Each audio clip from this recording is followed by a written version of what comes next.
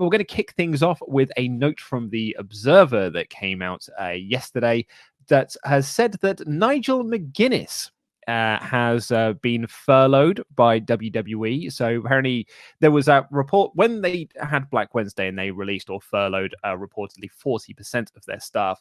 Some of the names weren't officially announced. And we've had a few of those names been revealed over time. And it turns out one of those names is Nigel McGuinness. Meltzer writes, the reason why McGuinness hasn't been around is he was one of the people furloughed during all the cuts. It's ironic since he's one of the best analysts out of all of them, although Samoa Joe's delivery is superior. Is that ironic? I don't. That seems like it's ironic in the sense that Alanis Morissette doesn't quite understand what irony is. Yeah. I think what he was trying to say was he's good and they shouldn't have furloughed him. It's kind of like it's just bad judgment, really. It's not necessarily irony. It's just a combination of bad taste and bad luck, I guess. Yeah. Which is, having 1,000 spoons and only needing a knife or whatever. To quote, oh man, what's the Irish comedian who's got the amazing routine about that? Ed. Oh, Leslie. Man. No.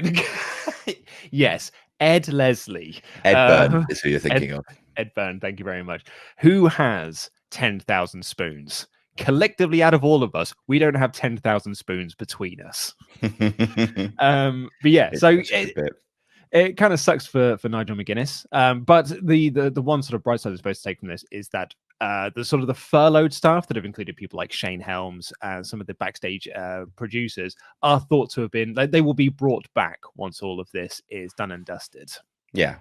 That's the thing about, it's always difficult to kind of tell what furloughing means, just because at the like, obviously you can be furloughed. Like, we have a furloughing scheme in the UK currently. A lot of people have been sort of sent home, and a portion of their salary is being paid by the state, by the government.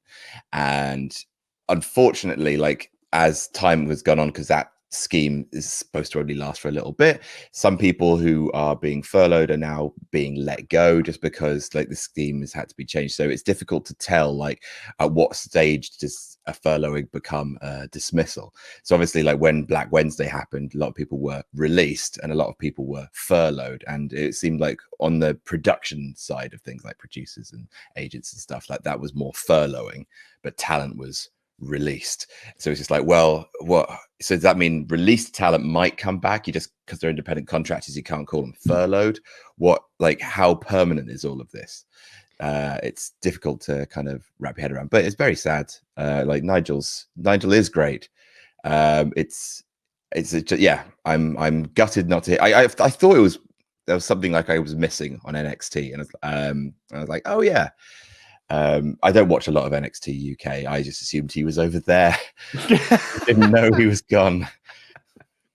Let's be honest, no one watches that show. But yeah, I think that what we've learned since Black Wednesday is that the American furlough scheme is very different to our one here in the UK. So we don't really kind of know what the status is of Nigel, but I think to let Nigel go, it is a massive error, because he is really good on commentary. Like, he was an incredible wrestler. We were talking just before we came on air. His amazing work in ROH. You weren't the biggest watcher of TNA, so I was kind of reliving some of the great TNA memories. I'm a huge Desmond Wolfe fan. I remember, like, he came in, had like these amazing matches, but unfortunately Eric Bischoff came in and just decided that he wasn't good enough, so he was going to kind of curtail his push. You literally just said verbatim words. So, I mean, so you'll then remember what happened after that, right? Yeah. But I don't like to talk about it because it's still so fresh, what with all this painful news I'm hearing. The only reason I bring it up because it's one of my favorite LOL TNA moments is when Bischoff and Hogan came in. They wanted to have a ranking system, effectively, that like sort of AEW have got now, but it was all done on fan voting, and it was done through like GoDaddy polls. And so, like, at the time, they were really pushing Abyss, so they wanted Abyss to keep winning this poll, but Desmond Wolfe kept winning the poll everyone loved Nigel McGuinness because Nigel was so good. He came in, granted the name Desmond Wolfe is rubbish, but he came in and was great. Had a great match with Kurt Angle. Then Bishop and Hogan decided he was rubbish, stopped his push. And then, yeah, he kept winning the poll. And if you won the poll, you got a shot at the champion. And so Nigel kept winning. So they just booked him against the champion to lose in like 2 minutes. But he still kept winning the poll. In the end, they were like, well, we'll just scrap the poll then. Oh, God, that's not the right answer. That's not what you take from that. This poll must be broken. No, it's the poll that is wrong.